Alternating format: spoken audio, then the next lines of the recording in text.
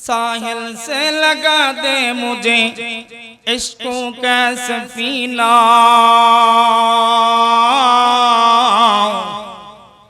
आँखों में देखा दे मुझे मक्का मदीना।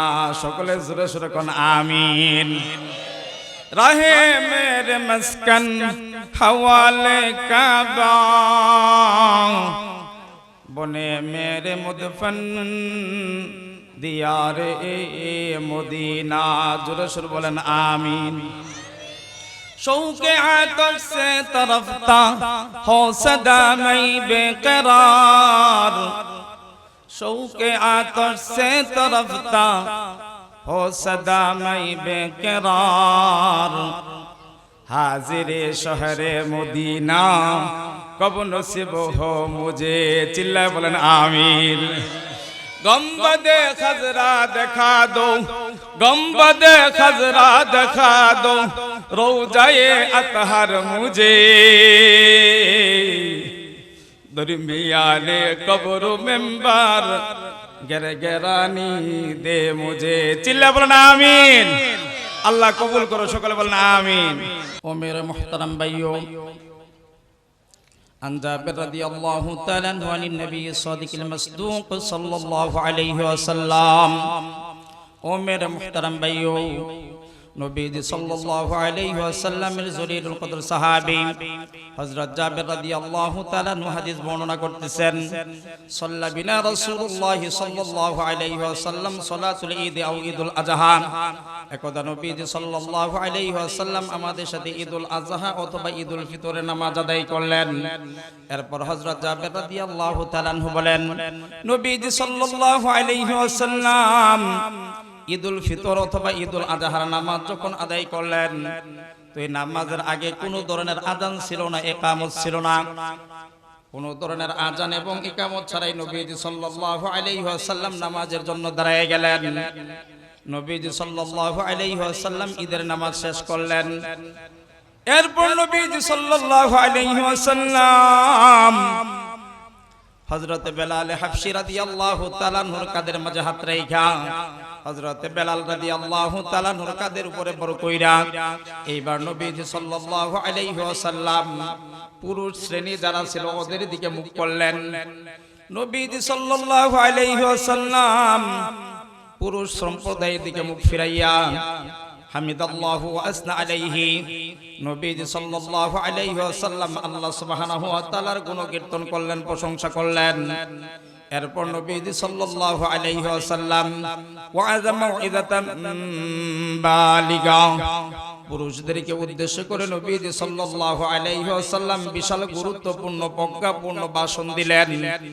ওই বয়ানের মাঝে নবীজি সাল্লাল্লাহু আলাইহি ওয়াসাল্লাম পুরুষ সম্প্রদায়দেরকে, পুরুষ জাতিদেরকে আল্লাহ সুবহানাহু ওয়া তাআলার ইবাদতের প্রতি উদ্বুদ্ধ করলেন।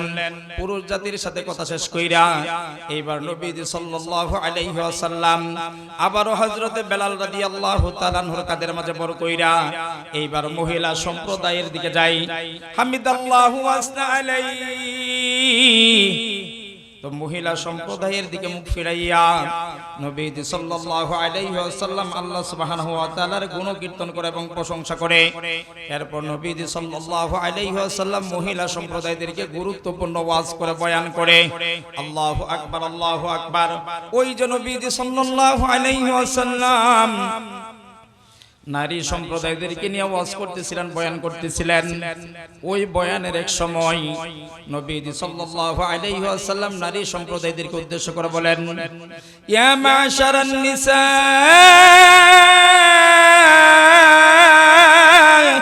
ওরে মহিলা সম্প্রদায়, শুনো শুনো শুনো, মাওলা পাক রব্বুল আলামিন মালিকের জান্নাত এবং জাহান্নাম গইরা দেখে আসলাম। ওই জান্নাত এবং জাহান্নাম যখন গইরা দেখে আসলাম, তখন মাওলা পাক রব্বুল আলামিন আমাকে জান্নাত দেখাইছে, জাহান্নাম দেখাইছে। আরশ কুরসি লাওহে মাহফুজ সবকিছু মেরাজের রজনীতে আল্লাহ সুবহানাহু ওয়া তাআলা আমাকে দেখাইছে। যখন মাওলা পাক রব্বুল আলামিন আমাকে জাহান্নাম দেখাইলো। ওই জাহান্নাম দেখানোর পর মাওলা পাক রব্বুল আলামিন আমাকে এমন একটা দৃশ্য দেখাইছে যে জাহান্নামের অধিকাংশ অধিবাসী হচ্ছে নারী। চিল্লায় বলেন নাউজুবিল্লাহ।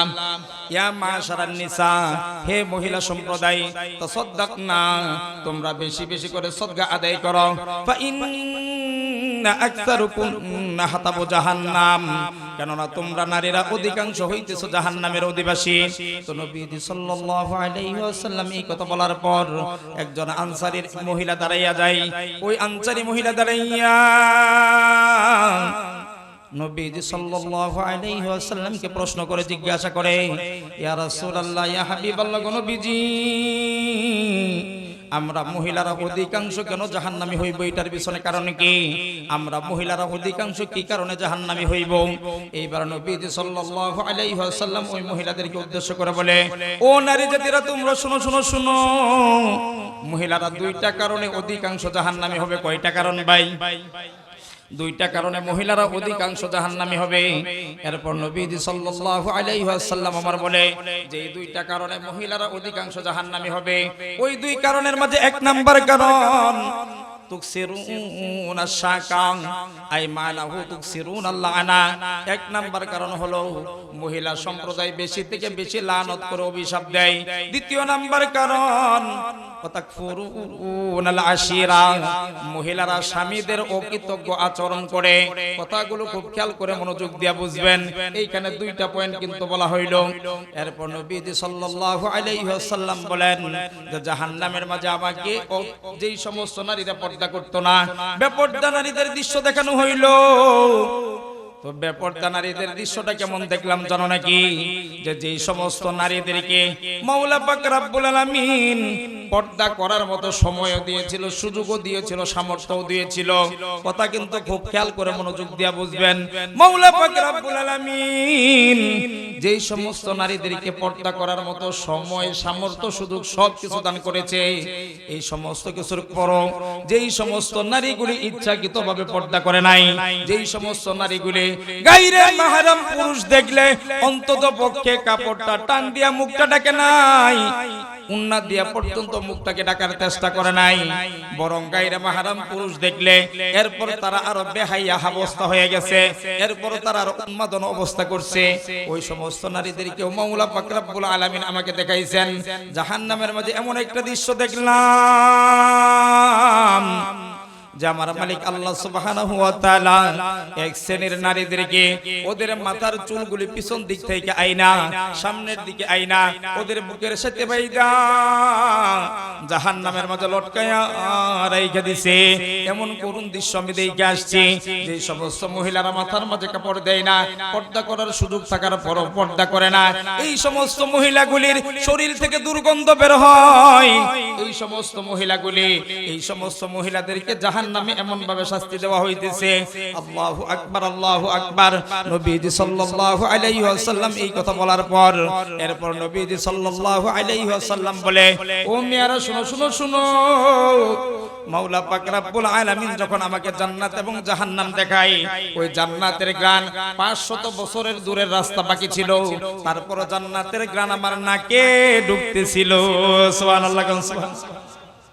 ও মেরা মুহতারাম ভাইও, খুব মনোযোগ দিয়ে কথা বুঝবেন। এরপর নবীজি সাল্লাল্লাহু আলাইহি ওয়াসাল্লাম বলে, লা ইয়াদখুলুল জান্নাতা দাইয়ুস, জান্নাতের মাঝে দাইয়ুস প্রবেশ করবে না। তো এইবার নবীজি সাল্লাল্লাহু আলাইহি ওয়াসাল্লামকে প্রশ্ন করা হলো, ইয়া রাসূলুল্লাহ, ইয়া হাবিবাল্লাহ, নবীজি, দাইয়ুস কারা, দাইয়ুসের পরিচয় কি? তো এইবার নবীজি সাল্লাল্লাহু আলাইহি ওয়াসাল্লাম আমার বলে, ও মেয়েরা শুনো শুনো শুনো, দাইয়ুস হইতেছে ওই সমস্ত পুরুষ, যেই সমস্ত পুরুষ যাদের স্ত্রী কন্যা মেয়ে, যাদের স্ত্রী কন্যা মেয়ে মা বেপর্দা ভাবে, বেহায়া ভাবে, উলঙ্গপনা হইয়া, বেলেল্লাপনা হইয়া, নির্লজ্জতা হইয়া ওরা রাস্তাঘাটে চলাফেরা করে, কিন্তু ওই পুরুষ পুরুষের পুরুষত্বের মাঝে বাজে না, বরং এইটা তার কাছে আরো মনে হয় আধুনিকতা, এইটা তার কাছে মডার্নাইজেশন মনে হয়, এইটা তার কাছে আধুনিকতা মনে হয়। নিজের মেয়ে বোন ইত্যাদিকে হাবিজাবি কইরা মানুষের সামনে তারা আরো উপস্থাপন করে। এই সমস্ত পুরুষগুলি হলো দাইয়ুস। এই সমস্ত পুরুষগুলি জান্নাতে যাবে না। শুধু জান্নাতেই নয়, ওয়ালা রিহান, বরং এরা জান্নাতের ঘ্রাণ পর্যন্ত পাবে না। চিল্লায় বলেন নাউজুবিল্লাহ। ও মেরা মুহতারাম ভাইও, তো জান্নাতের ঘ্রাণ এইটা কেমন অবস্থা? ওই যে নবীজি সাল্লাল্লাহু আলাইহি ওয়াসাল্লাম জান্নাতের দিকে যাইতেছেন, আরে সুবহানাল্লাহ সুবহানাল্লাহ, ওই সময় এমন একটা অবস্থা যে জান্নাতে যাওয়ার এখনো পর্যন্ত 500 বছরের রাস্তা বাকি। কিন্তু নবীজি সাল্লাল্লাহু আলাইহি ওয়াসাল্লামের নাকের ভিতরে জান্নাতের ঘ্রাণ ঢুকতেছিল। তো নবীজি সাল্লাল্লাহু আলাইহি ওয়াসাল্লাম হযরতে জিবরাইল আমিন আলাইহিস সালাতু ওয়াসসালামকে জিজ্ঞাসা করে, ও বন্ধু জিবরাইল, এত সুন্দর যে গ্রান, এইটা কিসের গ্রান? এই গ্রানটা যে আমার নাকের ভিতরে লাগতেছে, এই গ্রানটা তো কোনোদিনও শুনি নাই। হযরতে জিবরাইল আমিন আলাইহিস সালাতু ওয়াসসালাম বলে, ইয়া রাসূলুল্লাহ, ইয়া হাবিবাল্লাহ, গো নবীজি, এইটা তো হইতেছে জান্নাতের সুগ্রান। চিল্লায় কন্না সুবহানাল্লাহ। ও মেরা মুহতারাম ভাইও, এরপর নবীজি সাল্লাল্লাহু আলাইহি ওয়াসাল্লাম বলে, ও বন্ধু জিবরাইল, তাহলে কি জান্নাতের কাছাকাছি চলে আসছি নাকি?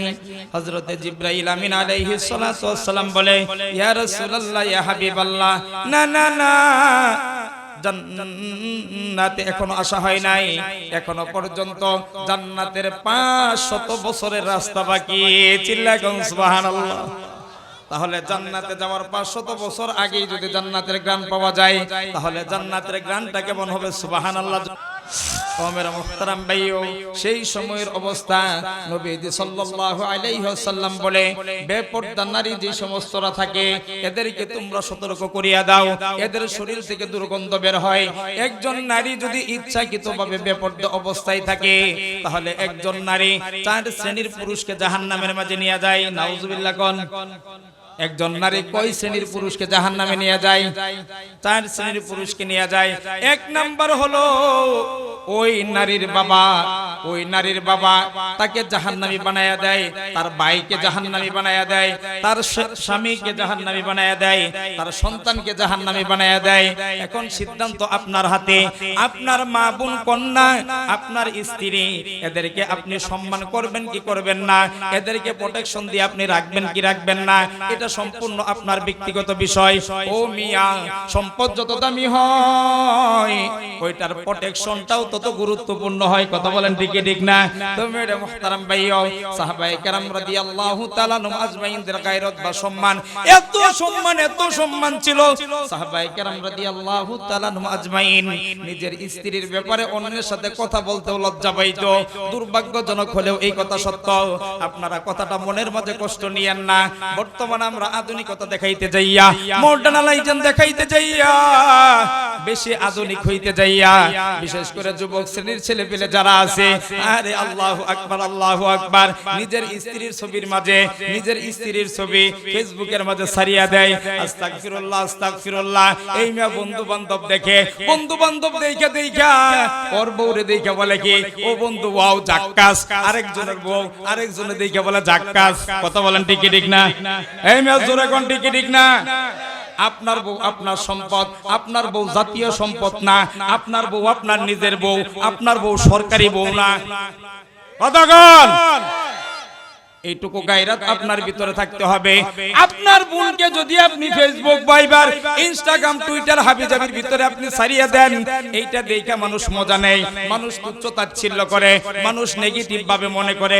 এইটুকু যদি আপনার ভিতরে বুদ্ধি না থাকে, এইটুকু শিক্ষা যদি আপনার ভিতরে না থাকে, এইটাকে যদি আপনার আধুনিকতা মনে হয়, তাহলে আপনার যা ইচ্ছা তা করতে পারেন।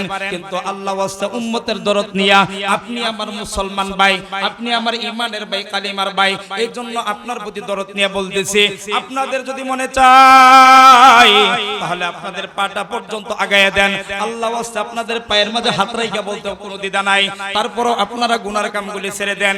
নিজেদের মা বোনদেরকে বাজারি পণ্য বানাইবেন না, এই সমস্ত হাবিজাবির মাঝে করবেন না ইনশাআল্লাহ। আল্লাহ পাক আমাদেরকে তৌফিক দান করুক, সকলে বলেন আমিন। তো মেরা মুহতারাম ভাইও, যেই কথা বলতেছিলাম নিজেদের স্ত্রীর ব্যাপারে, কন্যার ব্যাপারে, সন্তানাদের ব্যাপারে, এদের ব্যাপারে যথেষ্ট ভূমিকা পালন করতে হবে। ও মেরা মুহতারাম ভাইও, কথাটা নেগেটিভ ভাবে নেওয়ার চিন্তা করবেন না, পজিটিভলি চিন্তা ভাবনা করার জন্য চিন্তা ভাবনা করেন। রাস্তা দিয়া যখন আল্লাহু আকবার আল্লাহু আকবার, রাস্তা দিয়া যখন নারীরা হাইটা যায়, রাস্তা দিয়া যখন মহিলারা বের হয়ে যায়, ওদের ভিতরে যখন পর্দা না থাকে, ওদের যখন মানে অঙ্গ প্রত্যঙ্গগুলি অথবা ওদের ফেসগুলি যখন দেখা যায়, আল্লাহ ওয়াস্তে আল্লাহকে সাক্ষী রেখে সত্য কথা বললেন, ওদের প্রতি আমরা তাকাইয়া নেগেটিভ ধরনের হাবিজাবি ইত্যাদি ইত্যাদি চিন্তা করি কি করি না, সত্য বলেন।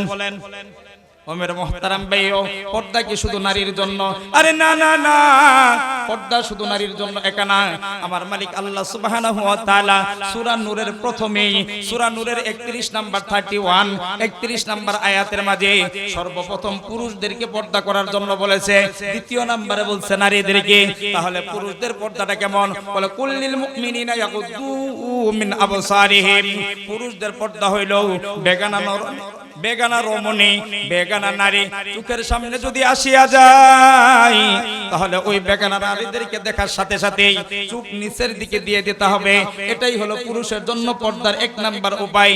দুর্ভাগ্যজনক হইলেও এই কথা সত্য, নারীদেরকে দেখার পর চোখ নিচের দিকে দিব তো দূরের কথা, বরং যত দূর পর্যন্ত দেখা যায় গাট্টারে বাঁকাইয়া পিছনে তাকাইয়া থাকি। ওমের মুহতারাম ভাইও, তারপর দ্বিতীয় নাম্বার হলো মহিলাদের জন্য পর্দার বিষয়। মহিলাদের ব্যাপারে আল্লাহ সুবহানাহু ওয়া তাআলা বলে, কুল্লিল মুমিনাতি ইয়াগুদুদনা মিন আবসারিহিন্না। মহিলারাও তাদের দৃষ্টিকে অবনমিত রাখবে, তাদের দৃষ্টিকে নিচের দিকে রাখবে। আল্লাহু আকবার আল্লাহু আকবার। মহিলারা যদি তাদের দৃষ্টি নিচের দিকে দেয়, তাহলে ফায়দা কি, উপকারিতা কি? আল্লাহু আকবার আল্লাহু আকবার। এই মেয়ে খুব মনোযোগ দিয়ে কথা বুঝেন। যদি কোনো মহিলা একজন পুরুষকে দেখার পর দৃষ্টি নিচের দিকে দিয়ে দেয়, আর নিজের বুরকাটা দিয়া অথবা নিজের উন্নাটা দিয়া অথবা কাপড়ের আঁচলটা দিয়া যদি মুখটা একটু ডাইকা নেয়, তাহলে ওই পুরুষের যদি লজ্জা শরম বলতে কিছু থাকে, তাহলে ওই মহিলার থেকে দূরে থাকবে কি থাকবে না? তো মেরে মুহতারাম ভাইও, যাক এই টপিকটাকে আর লম্বা করব না, কিন্তু কথা যেহেতু আইসা গেছে, প্রসঙ্গ কমে আপনাদেরকে একটা মেসেজ দিয়েই রাখি। বর্তমান সময়ে, বর্তমান সমাজে মুসলমানদের ঈমানকে ধ্বংস করার জন্য, মুসলমানদের তাহজিব তামাদ্দুনকে ধ্বংস করার জন্য, মুসলমানদের ঈমান আকীদাকে ধ্বংস করার জন্য, মুসলমানদের ঘরগুলিতে অশান্তি ঢুকাইয়া দেওয়ার জন্য, আল্লাহু আকবার আল্লাহু আকবার, এই বাংলাদেশের ভিতরে অসংখ্য পরিমাণ ইহুদি খ্রিস্টান মিশনারি কাজ করে। এই সমস্ত মিশনারিগুলি বিভিন্ন ধরনের প্রজেক্ট নিয়ে আমাদের এই বাংলাদেশের ভিতরে কাজ করতেছে। এই সমস্ত মিশনারিগুলির যেই সমস্ত টার্গেট, এই সমস্ত টার্গেটগুলির মাঝে সবচাইতে গুরুত্বপূর্ণ টার্গেট হলো পাঁচটা। কয়টা? পাঁচটা টার্গেট নিয়ে মুসলমানদের সাথে কাজ করতেছে। এই মিয়া পাঁচটা টার্গেট কি সমাজের বাস্তবতার সাথে মিলাইয়া দেখেন। এক নাম্বার টার্গেট হলো মুসলমানদের নারীদেরকে ঘর থেকে বের করে নিয়ে আসা। দ্বিতীয় নাম্বার, মুসলমানদের নারী এবং পুরুষ সবাইকে একত্রে মিলাইয়া দেওয়া। কথা বলেন হইতেছে কি হইতেছে না? তৃতীয় নাম্বার, মুসলমানদের ঘরে ঘরে কিভাবে সুদ ঢুকাইয়া দেওয়া যায়। আছে না আছে না? কথা কন, এই জোরে কোন আছে না নাই? চতুর্থ নাম্বার, মুসলমানদের ঘরে ঘরে কেমন করে গান বাজনা অশ্লীলতা বেহায়াপনা ঢুকাইয়া দেওয়া যায়। চিল্লায় বলেন ঠিক ঠিক না? পঞ্চম নাম্বার আসুন, পঞ্চম নাম্বার হলো আলেম উলামাদেরকে সাধারণ মানুষের চোখে কিভাবে ঘৃণিত বানানো যায়। এই যে পাঁচটা পয়েন্ট বললাম, এই পাঁচটা পয়েন্টকে তারা সামনে রাইখা, এই পাঁচটা পয়েন্টকে তারা সামনে রাইখা বর্তমান সময়ে যেই সমস্ত ইহুদি এবং খ্রিস্টান মিশনারি, ওই সমস্ত ইহুদি এবং খ্রিস্টান মিশনারিগুলি বাংলার জমিনে কাজ করতেছে। চিল্লায় বলেন নাউজুবিল্লাহ। তো মেরে মুহতারাম ভাইও, এই যে পাঁচটা পয়েন্টের কথা বললাম, এই পাঁচটা পয়েন্ট যদি বুঝে থাকলে বলেন, তাহলে সত্য কথা বলেন তো আমাদের সমাজে বর্তমানে এইগুলো হচ্ছে কি হচ্ছে না?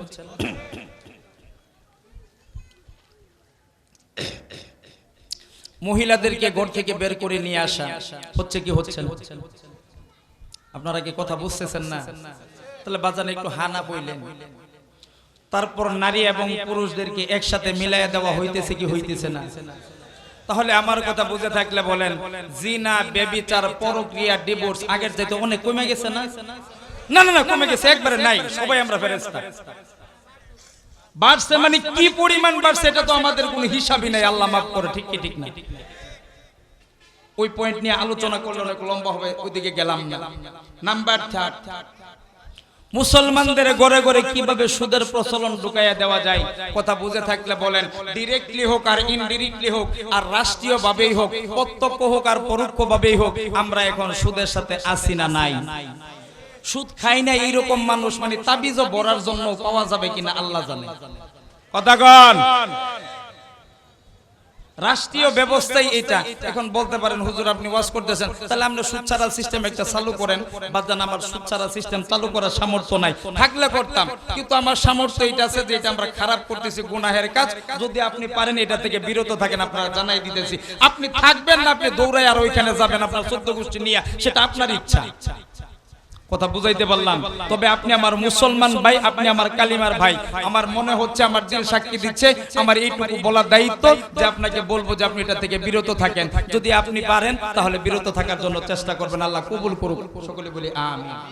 এখন আসুন 4 নাম্বার, মুসলমানদের ঘরে ঘরে গানের প্রচলন বাড়াইয়া দেওয়া, মুসলমানদের ঘরে ঘরে গান বাজনা ঢুকাইয়া দেওয়া। আমার কথাটা এখন বুঝে থাকলে বলেন, এইটা আছে না নাই?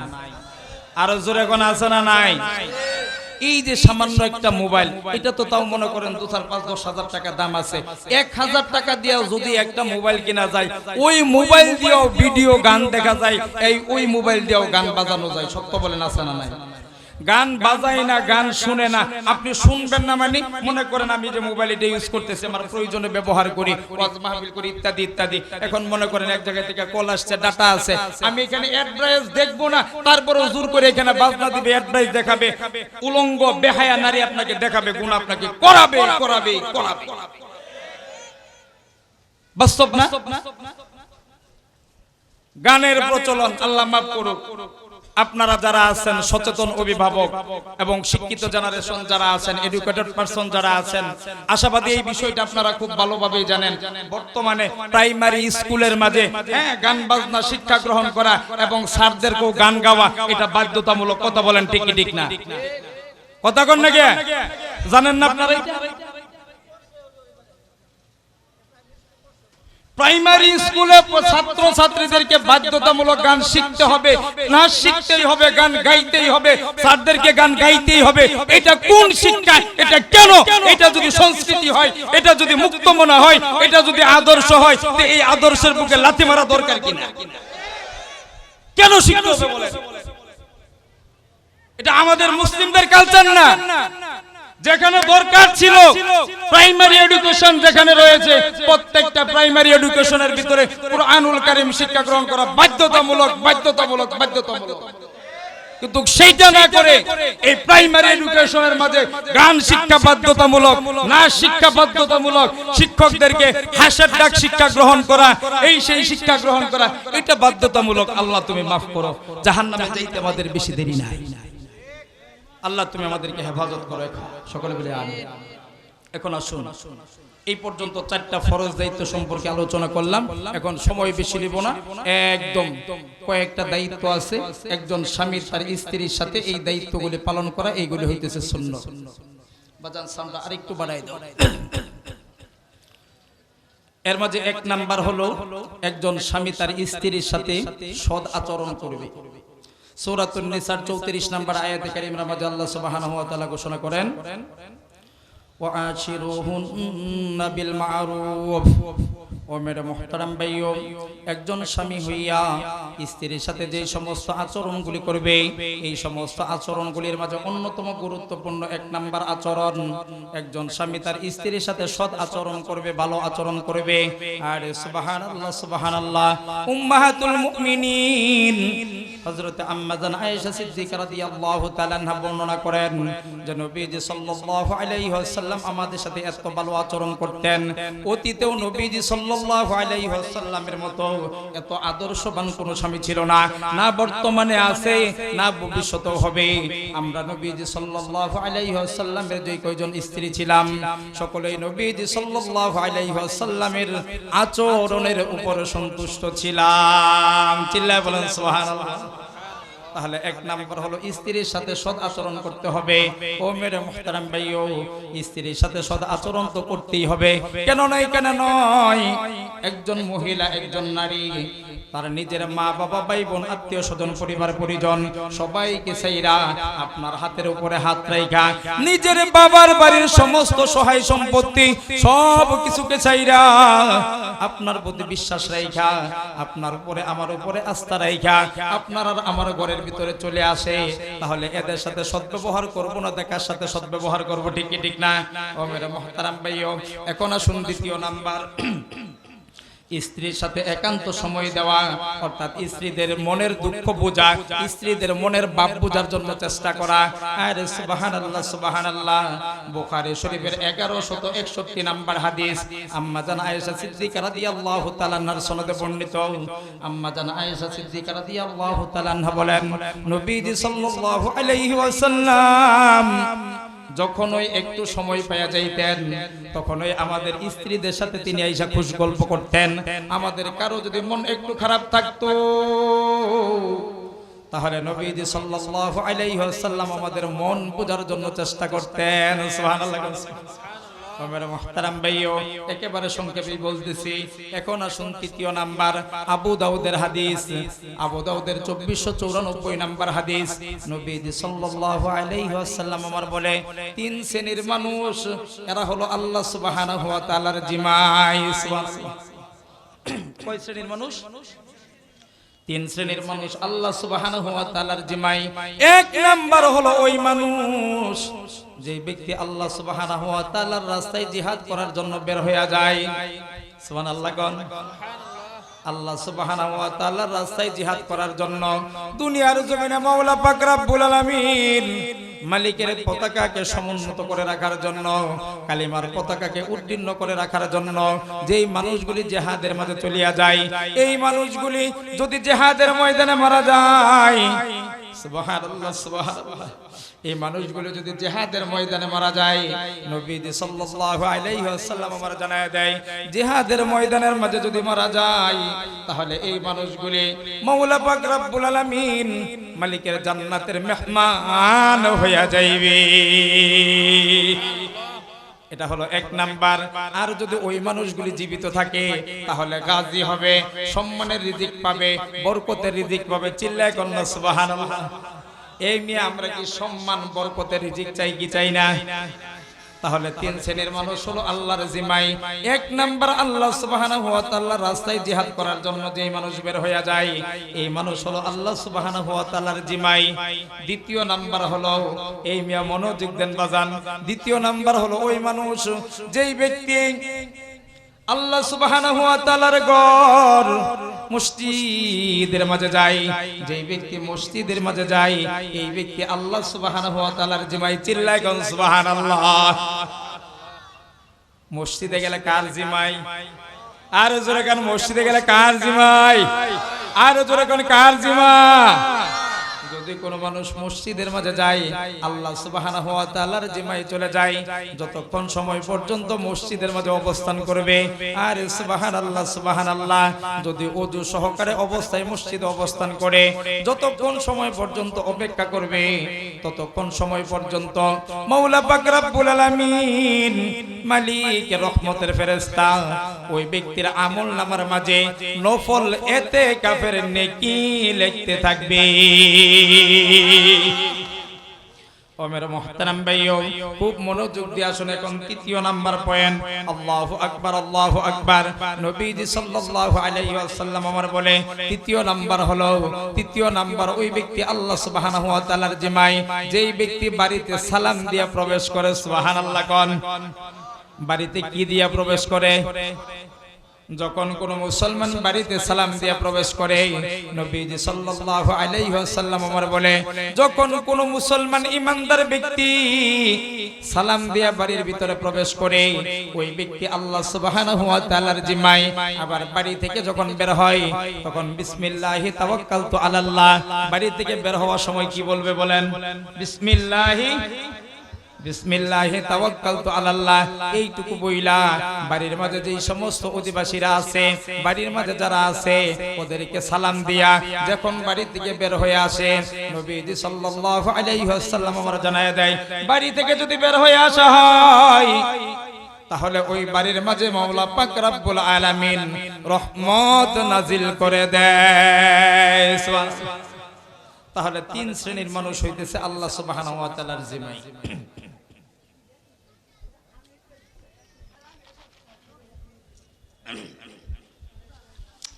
তো এই তিন শ্রেণীর মানুষের মাঝে এক নাম্বার আল্লাহর রাস্তায় যে ব্যক্তি জিহাদ করতে যায় আল্লাহর জিম্মায়, মসজিদে গেলে আল্লাহর জিম্মায়। তৃতীয় নাম্বার বাড়িতে দিয়ে যদি সালাম দিয়ে প্রবেশ করে অথবা যদি সালাম দিয়ে বাড়ি থেকে বের হয় তাহলে কার জিম্মায়? চিন্তা করা যায়।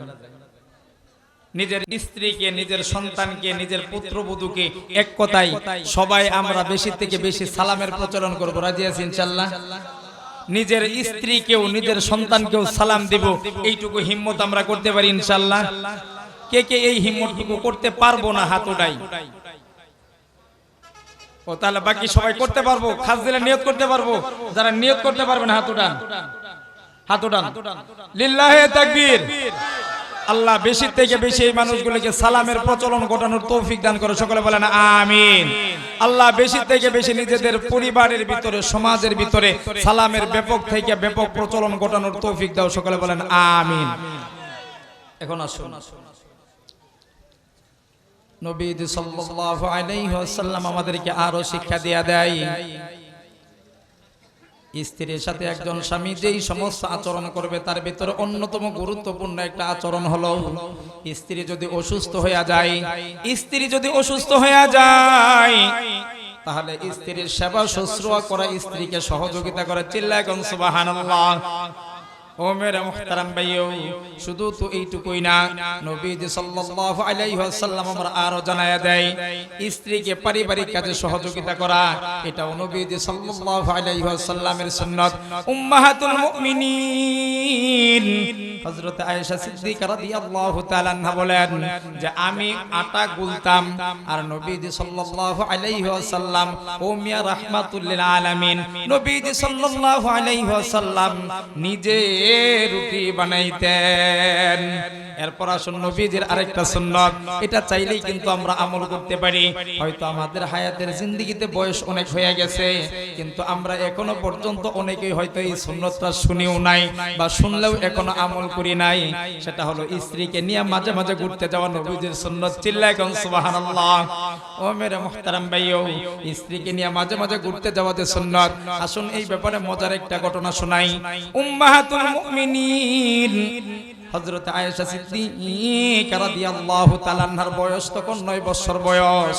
ওই 9 বছর বয়সে নবীজি সাল্লাল্লাহু আলাইহি ওয়াসাল্লামের সাথে যখন সংসার করা শুরু করে দেয়, তো একদিন মুন নাইট মানে চাঁদনি রাত, ওই চাঁদনি রাতের বেলায় নবীজি সাল্লাল্লাহু আলাইহি ওয়াসাল্লাম উম্মাহাতুল মুমিনিন আয়েশা সিদ্দিকা রাদিয়াল্লাহু তাআলা আনহাকে বলে, এই আয়েশা, বাহিরে তো খুব সুন্দর চাঁদনি রাত্রে দেখা যায়, চলো না দুইজন একটু ঘোরাঘুরি কইরে আসি। চিল্লায় কোন সুবহানাল্লাহ। চলো চাঁদনি রাতে একটু ঘোরাফেরা কইরে আসি। তো এইবার নবীজি সাল্লাল্লাহু আলাইহি ওয়াসাল্লাম উম্মাহাতুল মুমিনিন আয়েশা সিদ্দিকা রাদিয়াল্লাহু তাআলা আনহাকে নিয়ে ঘোরাফেরা করার কখন আসছে? ও আমার পরবর্তী আলোচক আমার মোহাব্বতের ভাই ইয়াসির আরাফাত আনন্দপুরে চলে আসছে, আমি লক্ষ্য করি নাই, আল্লাহ মাফ করুক। তো যেই পর্যন্ত কথা বলতেছিলাম এটাকে শেষ করে দাও। ও মেরে মুহতারাম ভাইও, তো উম্মাহাতুল মুমিনিন আয়েশা সিদ্দিকা রাদিয়াল্লাহু তাআলা আনহাকে নিয়ে নবীজি সাল্লাল্লাহু আলাইহি ওয়াসাল্লাম উম্মাহাতুল মুমিনিন আয়েশা সিদ্দিকা রাদিয়াল্লাহু তাআলা আনহাকে বলে, এই আয়েশা চলো আমরা এই দৌড় প্রতিযোগিতা দেই। জোরে সোরে কন্যা সুবহানাল্লাহ। চাঁদনি রাতে নিজের স্ত্রীকে নিয়ে হাঁটাহাঁটি করা, ঘুরতে যাওয়া, বেড়াইতে যাওয়া আমার নবীজির সুন্নাত। চিল্লায় কোন সুবহানাল্লাহ। আমার মুহতারাম ভাইও, তো তো এইবার হযরত আয়েশা সিদ্দিকা রাদিয়াল্লাহু তাআলা আনহা নবীজি সাল্লাল্লাহু আলাইহি ওয়াসাল্লামের সাথে দৌড় দেয়। অত্যন্ত মনোযোগ দিয়ে কথাটা বুঝেন। নবীজি সাল্লাল্লাহু আলাইহি ওয়াসাল্লাম উম্মাহাতুল মুমিনিন আয়েশা সিদ্দিকা রাদিয়াল্লাহু তাআলা আনহার পেছনে পেছনে যায়। নবীজি আগে যায় না। তো গন্তব্য যেই জায়গা পর্যন্ত ছিল ওই গন্তব্য পর্যন্ত যাইয়া আম্মা জান আয়েশা সিদ্দিকা রাদিয়াল্লাহু তাআলা আনহা পেছনের দিকে ফিরে তাকায়। পেছনে তাকাইয়া এইবার আম্মা জান আয়েশা সিদ্দিকা রাদিয়াল্লাহু তাআলা আনহা নবীজি সাল্লাল্লাহু আলাইহি ওয়াসাল্লামকে বলে, তো এই যে আমি জিতে গেলাম, এই মেয়ে আমার কথা বুঝে থাকলে বলেন যে আয়েশা আসলেই জিতে গেছে নাকি নবীজি সাল্লাল্লাহু আলাইহি ওয়াসাল্লাম মোহাব্বত করে জিতেছে, ঠিক না? ও মেরে মুহতারাম ভাইও, নবীজি পারবে না বিষয়টা তো এমন না। আরে সুবহানাল্লাহ সুবহানাল্লাহ, আমার নবী তো এমন নবী, আমার নবীজি সাল্লাল্লাহু আলাইহি ওয়াসাল্লাম উনি যা চাইতো তাই হইতো। নবীজি সাল্লাল্লাহু আলাইহি ওয়াসাল্লাম যদি চাইতো দুনিয়ার জমিনের মাঝে থাইকা নবীজি সাল্লাল্লাহু আলাইহি ওয়াসাল্লাম জান্নাতি খানা খাইবে, এইটাও যদি নবীজি চাইতো পারতো কি পারতো না? জোরে কোন। ও মেরে মুহতারাম ভাইও, ওই যে একদিন নামাজের ঘটনা, নামাজের মাঝে দাঁড়াইছে, নবীজির সামনে আঙ্গুরের ছবি দেখা যায়। নবীজি আঙ্গুর দেখে তো নামাজের মাঝে আঙ্গুর ধরতে যায়। দেখ ওই দিকে ঘটনা যাব না।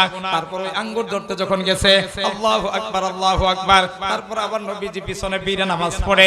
সাহাবায়ে কেরাম রাদিয়াল্লাহু তাআলা আনহুম আজমাইন নামাজ যখন শেষ হয়ে যায়, নবীজি সাল্লাল্লাহু আলাইহি ওয়াসাল্লামকে বলে, ইয়া রাসূলুল্লাহ, ইয়া হাবিবাল্লাহ, নবীজি বেয়াদবি মাফ করবেন, জানতে বড় মনে চাই যে নামাজের মাঝে আবার আঙ্গুর ধরতে নামাজের মাঝে কেন হাত বাড়াইলেন?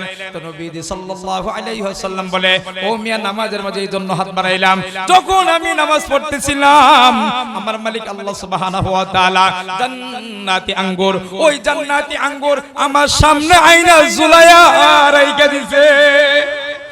मेरा मोहतरम भाइयों, तो এই যে নবীজি সাল্লাল্লাহু আলাইহি ওয়াসাল্লামের অবস্থা, ওই নবীজি যা চাইতো তাই তো হইতো, কিন্তু আয়েশারে জিতাইয়া দিছে। এইখান থেকে আমাদের জন্য শিক্ষা কি? ও পুরুষ জাতিরা, এইখান থেকে আমাদের জন্য শিক্ষা হইলো, সংসার যদি ঠিক রাখতে চাও, সংসারকে যদি টিকাইয়া রাখতে চাও, তাহলে মাঝে মাঝে স্ত্রীদেরকে জিতাইয়া দিও, এদের সাথে বাড়াবাড়ি করতে যাইও না। বাড়াবাড়ি যত বেশি করতে যাইবা তত ও সংসারে অশান্তি আসবে, ঠিক না? ও মেরা মোহতারাম ভাইও, এই ঘটনার 4 বছর পরে তখন উম্মাহাতুল মুমিনিন আয়েশা সিদ্দিকা রাদিয়াল্লাহু তাআলা আনহার বয়স 13 বছর।